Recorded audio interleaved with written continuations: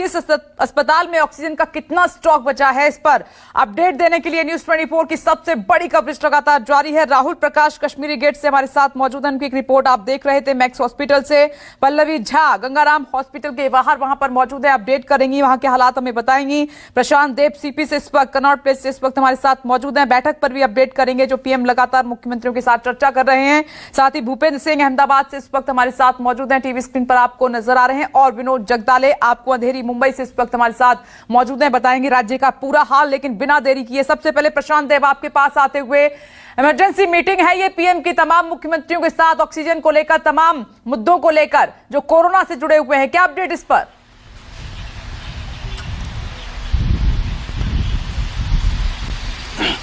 देखिए विपनेश, मैं एक बात ये कहना चाहता हूं कि जब सवेरे मुख्यमंत्री के साथ मीटिंग हो या इंडस्ट्री के साथ मीटिंग हो, आपने एक कहावत सुनी होगी, प्यास लगने पे कुआं खोदना।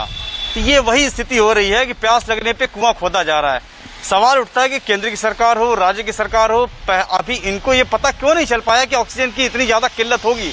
और कहीं कोई जब ये कहता है कि 2 घंटे के ऑक्सीजन किसी अस्पताल में बचे हैं, तो उन अस्पताल के डॉक्टरों का क्या हाल होगा, उन अस्पताल के मरीजों का क्या हाल होगा। आईसीयू में तमाम मरीज जो है अपना ऑक्सीजन के इंतजार में दम तोड़ देंगे, ऐसी आशंका हो गई है। सोचिए क्या भयानक स्थिति है इस वक्त। लेकिन ये बात जरूर है कि दिल्ली में कुछ हद तक ऑक्सीजन की सप्लाई हो गई है, लेकिन नोएडा की प्यास अभी भी बनी हुई है। नोएडा में तलवार अभी भी लटकी हुई है, अभी भी नोएडा का कोई ऑक्सीजन सप्लाई नहीं हो पाया। तो ये कैसे होगा, इसके लिए मीटिंग्स के दौर जारी हैं। सवेरे मुख्यमंत्रियों के साथ मीटिंग की गई, जो प्रभावित मुख्यमंत्री हैं, जो राज्य हैं। अब जो है इंडस्ट्री के साथ मीटिंग हो रही है और ये उम्मीद जताई जा रही है कि जल्द से जल्द जो है कोटा पूरा कर दिया जाए।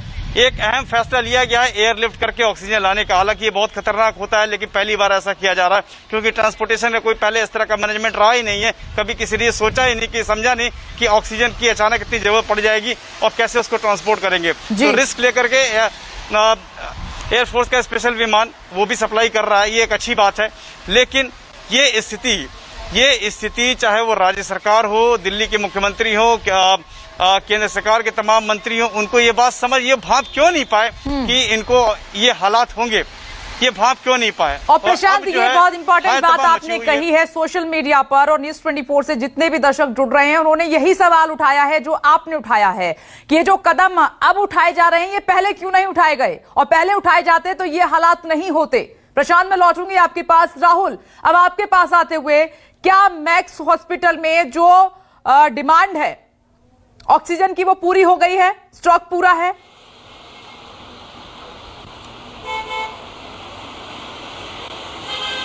देखिए, दिल्ली सरकार द्वारा जो 2 मीट्रिक जो बात की जा रही थी, ऑक्सीजन की सप्लाई होनी थी, वो हो चुकी थी। लेकिन उसके बावजूद जिस तरीके के पेशेंट्स हैं, 550 वहाँ पे कोविड बेड हैं, यानी पेशेंट 550 हैं, टोटल 700 पेशेंट्स हैं वहाँ पे, जहाँ पूरी तरीके से ऑक्सीजन की सप्लाई होनी थी।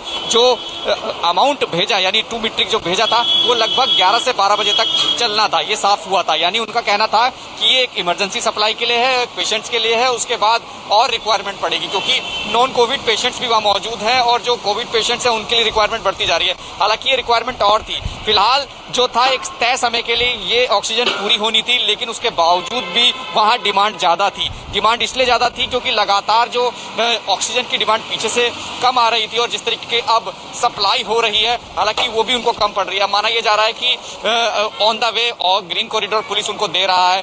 2 मीट्रिक टन सुबह पहुंचा है दिल्ली सरकार की मदद से, आगे भी आएगा। लेकिन ये जरूर है कि परेशानी कम नहीं हुई है। अभी भी ये संशय लगा हुआ है कि कब तक पहुंचेगी, क्योंकि लगातार अगर जो इनका एक स्टोरेज पॉइंट होता है वो भी फुल रहना चाहिए, क्योंकि ये इमरजेंसी में सप्लाई होती है, और ऐसे में अगर ये नहीं रहेगा तो कितनी दिक्कतें होंगी। लेकिन उसके बाद ये तमाम कोशिशें रही, रात 1 बजे से मैक्स हॉस्पिटल लगातार कोशिश करता रहा, जिसके बाद सुबह के वक्त उन्हें 2 मीट्रिक जो ऑक्सीजन थी वो मिल पाई थी, और वो भी एक तय समय के लिए पूरी हो पाएंगी, और उसके बाद और ज्यादा जरूरत पड़ेगी। तो फिलहाल तस्वीर यही है। और ये आम जनता सवाल राहुल पूछ रही है कि सरकार सांस तो लेने दो, और सांस तभी ली जाएगी जब ऑक्सीजन का कोटा पूरा हो जाएगा। ऑक्सीजन ही लोगों की जिंदगी बचा रखी है। मैं लौटूंगी राहुल, और अंधेरी मुंबई आपको लिए चलते हैं। विनोद जगदाले वहां पर मौजूद हैं। और विनोद, जहां आप खड़े हैं मुंबई में, और तमाम जो अस्पताल हैं, ऑक्सीजन मीटर का क्या हाल है वहां पर?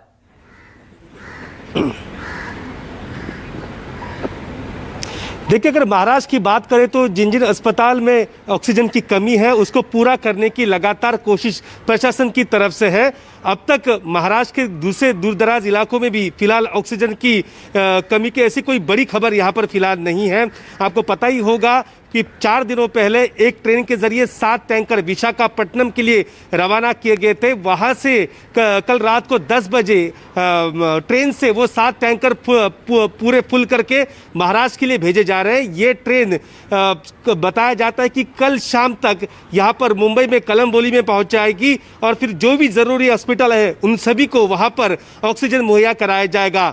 जालना, जहां पर स्टील सबसे ज्यादा बनता है, जालना जो जिला है वहां से भी जो ऑक्सीजन है वो मंगाया जा रहा है। और महाराष्ट्र सरकार ने फिलहाल ये फैसला किया है कि हर डिस्ट्रिक्ट में अब ऑक्सीजन प्लांट लगेगा। और बात करूं मैं मुंबई की, मुंबई और थाने में इसके लिए काम भी यहां पर शुरू हो चुका है।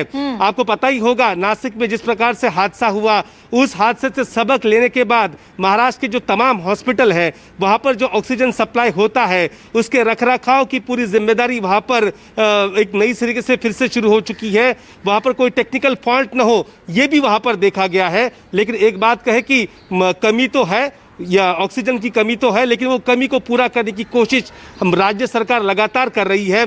महाराष्ट्र के मुख्यमंत्री फिलहाल पीएम से बात कर रहे हैं। महाराष्ट्र में सबसे ज्यादा इस समय जरूरत है तो ऑक्सीजन के साथ ही रेमडेसिविर इंजेक्शन की कमी है, उसकी भारी किल्लत यहाँ पर महाराष्ट्र में देखने को मिल रही है। मुंबई की मैं बात करूं तो मुंबई में टीकाकरण का अभियान कुछ जगह पर रुक चुका है क्योंकि वैक्सीनेशन के लिए जरूरी जो डोज है वो खत्म हो चुके हैं। तो तमाम परेशानियां फिलहाल महाराष्ट्र के साथ भी है और देश का सबसे बड़ा राज्य है। ये तमाम जो पॉइंट्स हैं ये आज रखे जा रहे होंगे पीएम के सामने, सीएम की तरफ से। विनोद,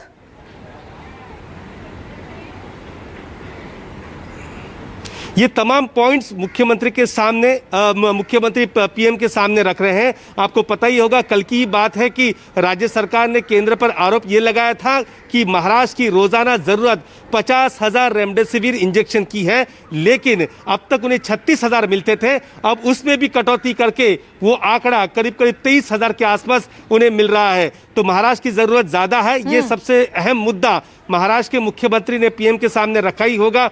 इसके अलावा ज्यादा वेंटिलेटर्स की जरूरत भी महाराष्ट्र को वहां पर अभी भी पड़ने वाली है। और विनोद, ये उम्मीद की जा रही है कि ये जो बैठक आज हो रही है इसके बाद जो तमाम दिक्कतें हैं बेड की, ऑक्सीजन की, वेंटिलेटर की, इनमें कुछ इंप्रूवमेंट दिखाई देगी, तेजी से काम होगा मिलकर।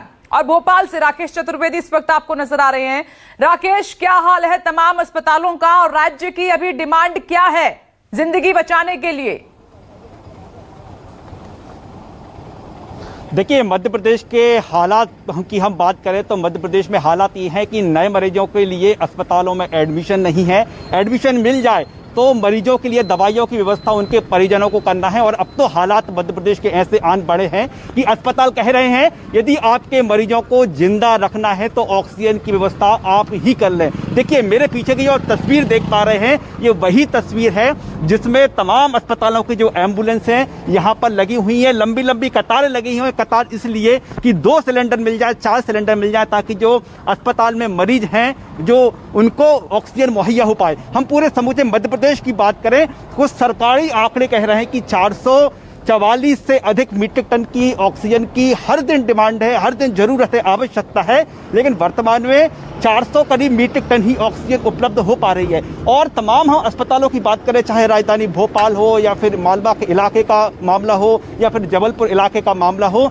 ऑक्सीजन जो की जरूरत को लेकर खुद अस्पताल कह रहे हैं कि हमारे पास 1 घंटे के लिए ऑक्सीजन है, 2 घंटे के लिए ऑक्सीजन है, 3 घंटे के लिए ऑक्सीजन है। और मरीजों के परिजनों से कहा जा रहा है कि आप ऑक्सीजन की व्यवस्था करें। बाकायदा कई अस्पतालों के बाहर तो बोर्ड चस्पा कर दिए गए हैं कि 1 घंटे के लिए ऑक्सीजन बची हुई है, 15, 20, 25 मरीज भर्ती हैं, आप व्यवस्था करें। और ये आप देख पा रहे हैं इसमें न सिर्फ जो ऑक्सीजन के लिए जो तमाम कतारें लगी हुई है, ये न सिर्फ अस्पतालों की गाड़ियां हैं बल्कि ऐसे परिजन भी गाड़ियां लेकर यहाँ पर पहुंचे हैं कि उनके मरीज के लिए कम से कम ऑक्सीजन तो नसीब हो पाए। देखिए, मध्य प्रदेश में ऐसे कई मामले आ रहे हैं जहां पर ऑक्सीजन की कमी के कारण सांसें उखड़ रही हैं। राजधानी भोपाल, जबलपुर, उज्जैन, बुरहानपुर, ऐसे कई जो जिले हैं वहां से अस्पतालों में मौत हुई है, थोक में मौत हुई है, कहीं 5 हुई है, कहीं 7 हुई है, कहीं 12 मौतें हुई हैं। हालांकि जो सरकार है, जो प्रशासन है, पूरे मामले से दबाने का प्रयास कर रही है। कहा यह जा रहा है कि मरीजों की हालत है वो क्रिटिकल है, इस कारण उनकी मौत हुई है। लेकिन हकीकत यही है कि ऑक्सीजन की कमी के कारण मध्य प्रदेश के अस्पतालों में भर्ती मरीज दम तोड़ रहे राकेश, हैं। मामला बहुत उनकी सांसें गंभीर है। उखड़ तमाम रही हैं राज्यों से आप देख रहे हैं, और तमाम न्यूज़ 24 संवाददाता आपको अपडेट कर रहे हैं कि ऑक्सीजन की भारी किल्लत है,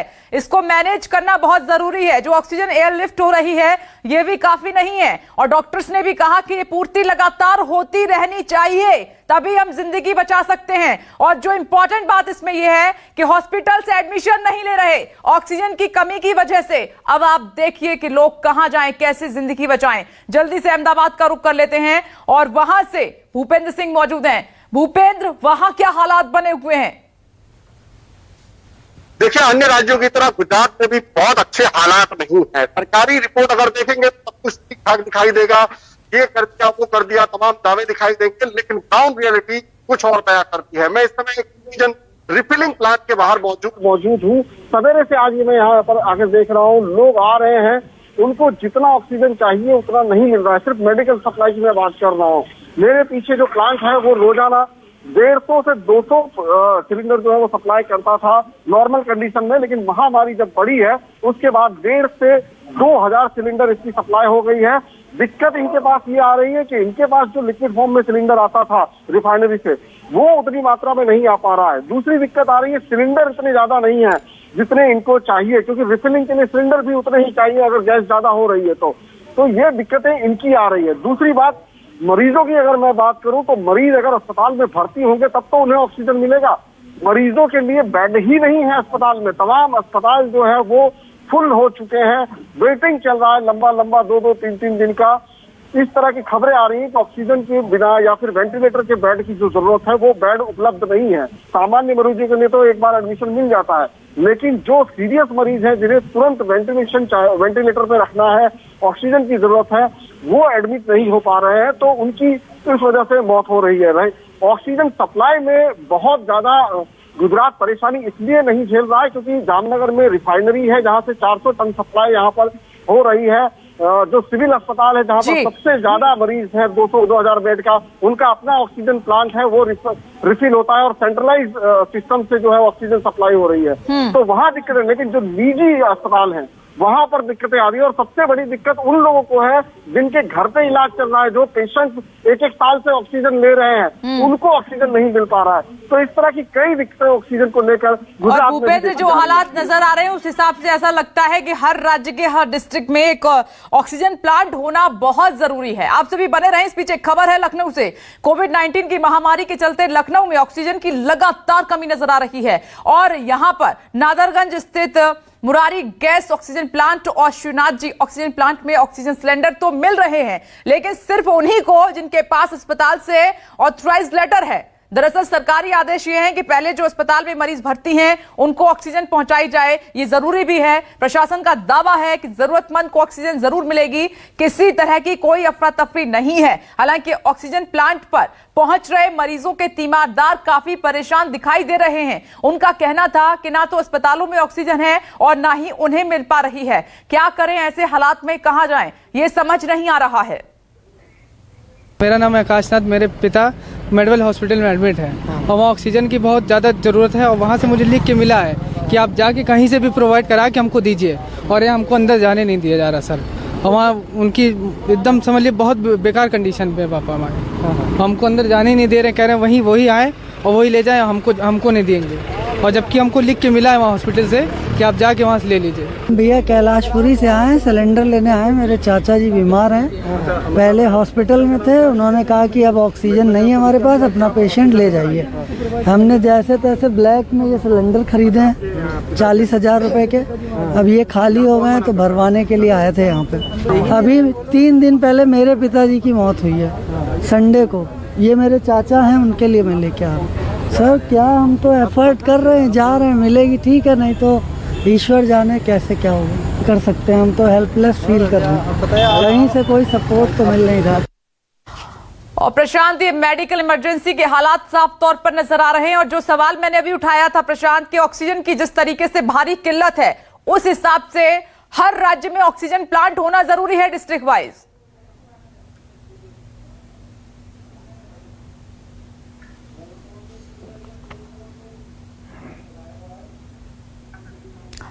प्रशांत से अभी बात हमारी नहीं हो पा रही है, लेकिन राहुल यही सवाल मेरा आपसे है, बहुत इंपॉर्टेंट है ये।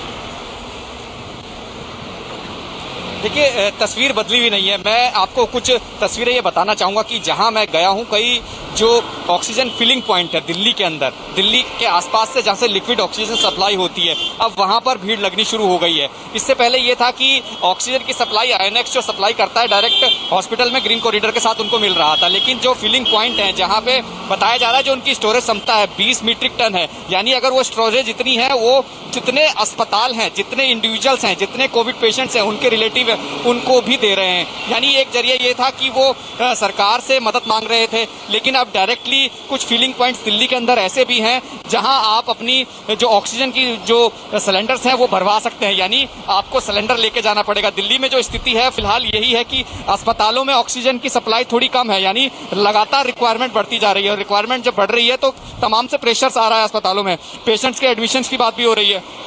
लेकिन कुछ जगह ऐसी भी हैं जहां आप ऑक्सीजन भरवा सकते हैं, क्योंकि जिस जगह मैं मौजूद था इससे पहले, थोड़ी देर पहले, जहां पे मैंने वो चीज देखी, जहां पे भीड़ लगी है, अस्पतालों के लंबी कतारें हैं, लोग आ रहे हैं, अस्पताल के जो कहा जा सकता है कि नर्सिंग होम वाले वो भी ऑक्सीजन सिलेंडर्स लेने आ रहे हैं। यानी 40 मिनट में 30 सिलेंडर फिलिंग पॉइंट भर रहा है, और रिक्वायरमेंट 200 से 300 एक दिन में है, और वो जितनी क्षमता उसके पास है उससे ज्यादा करने की कोशिश कर रहे हैं, 24 घंटे काम कर रहे हैं। यानी रिक्वायरमेंट के हिसाब से और परिस्थितियों के हिसाब से सब काम कर रहे हैं, कोशिश यही कर रहे हैं कि हर तरीके से संभव हो पाए कि इस समस्या से निदान मिल जाए। सरकार कोशिश कर रही है, लेकिन अभी असल स्थिति यही है कि दिल्ली के अंदर जिस तरीके से हालात बने हैं, हर जगह से यही खबर आ रही है कि ऑक्सीजन की सप्लाई कम है, 2 घंटे में खत्म हो जाएगी। तो ऐसे में पहले से ये कदम उठाना चाहिए था, हालांकि ऐसा हुआ नहीं, लेकिन अब जब मौजूदा स्थिति है ऐसे में क्या ऐसा करें कि इस चीज को तुरंत बहाल किया जा सके, कोई परेशानी ना हो, बेड्स अवेलेबल नहीं है, ये मिसमैनेजमेंट है, ये महामारी 2020 की तुलना में भारी है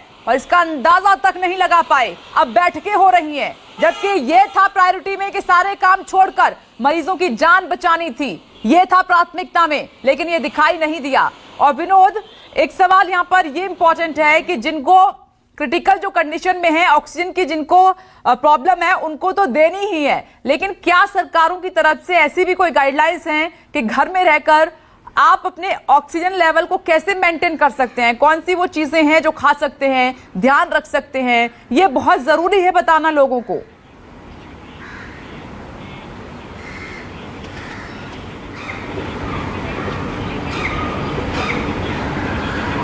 विनोद,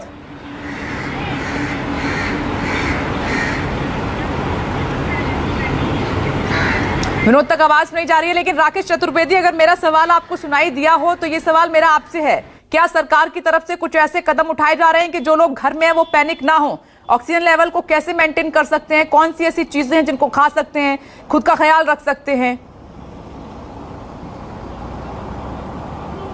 देखिए, बिल्कुल मध्य प्रदेश की बात करें तो अब जरूर सरकार इस बात को लेकर सचेत हुई है, और आज से मध्य प्रदेश में एक नया अभियान शुरू किया गया है। और ये अभियान शुरू किया गया है योग को लेकर। ये अभियान शुरू किया गया है कि लोग अपनी इम्यूनिटी पावर को कैसे इंप्रूव करें। हालांकि सरकार अब मध्य प्रदेश में काढ़ा भी बांटेगी, लेकिन मैं एक चीज जरूर बताना चाहूंगा कि इन सभी कामों को करने में काफी देर हो चुकी है, क्योंकि अभी जरूरत है नए मरीज जो है वो नहीं हो, इस बात की तो है, लेकिन जो क्रिटिकल कंडीशन के मरीज है, हम मध्य प्रदेश की हम बात करें तो अभी 85,000 से अधिक एक्टिव केस हैं। यदि हम अस्पतालों की बात करें तो 20,000 से अधिक मरीज ऐसे हैं जिनको की ऑक्सीजन जो बेड्स पर हैं। हम 6 से 7,000 मरीज ऐसे हैं जिनकी कंडीशन क्रिटिकल बनी हुई है। तो अब जो सबसे अहम बात इस बात को लेकर है कि जिनकी कंडीशन क्रिटिकल है उनको कैसे बचाया जाए। हालांकि सरकार अब जरूर ये प्रयास कर रही है कि अब नए मरीज निकलकर सामने नहीं आए, ताकि अब तक जो प्रेशर बन चुका है अस्पतालों में अब वो और अधिक क्रिएट नहीं हो। मध्य प्रदेश में अकेले हम ऑक्सीजन की बात करें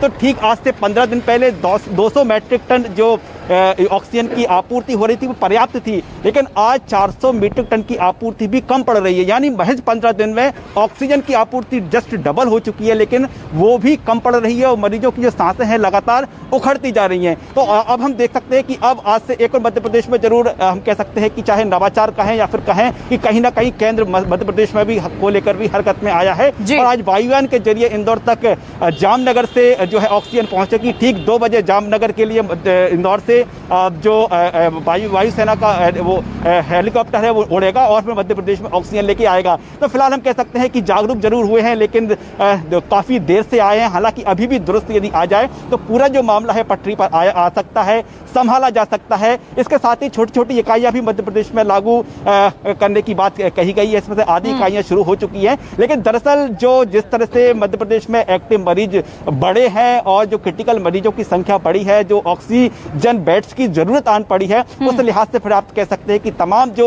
व्यवस्थाएं हैं वो पर्याप्त नहीं है। हालांकि सरकार प्रयास कर रही है और ऐसे में सही सलाह की बहुत जरूरत है कि जो लोग हैं, मरीज हैं, उनको सही गाइड किया जाए। विनोद, अगर मेरी आवाज आ रही है तो महाराष्ट्र में जितनी जनसंख्या है उसके हिसाब से क्या अपडेट है कि कितनी ऑक्सीजन की जरूरत है, कितनी सप्लाई हो रही है? क्योंकि दिल्ली के सीएम ने बताया था कि 800 टन ऑक्सीजन की जरूरत है, केंद्र ने कोटा बढ़ाया है, 400 से ज्यादा हुआ है।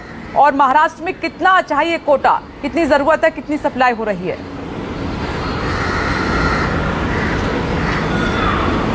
देखिए, अब तक सीएमओ ऑफिस से इस प्रकार की कोई जानकारी नहीं आई है।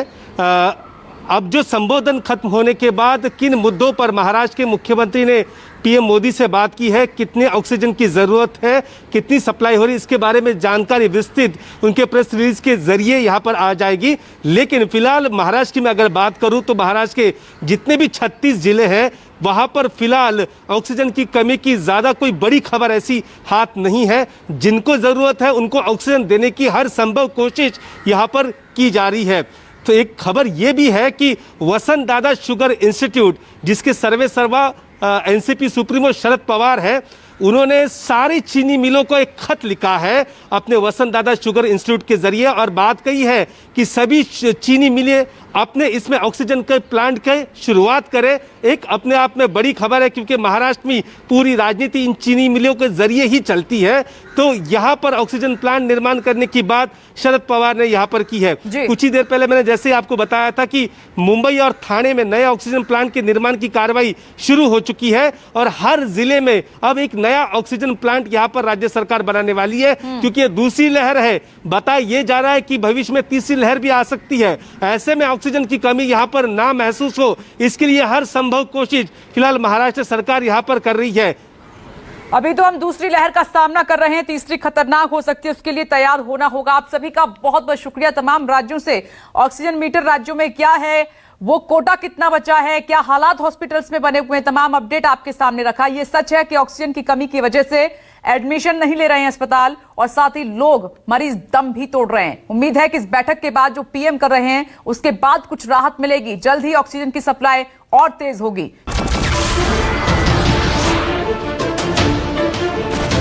नमस्कार, मैं हूं मानक गुप्ता।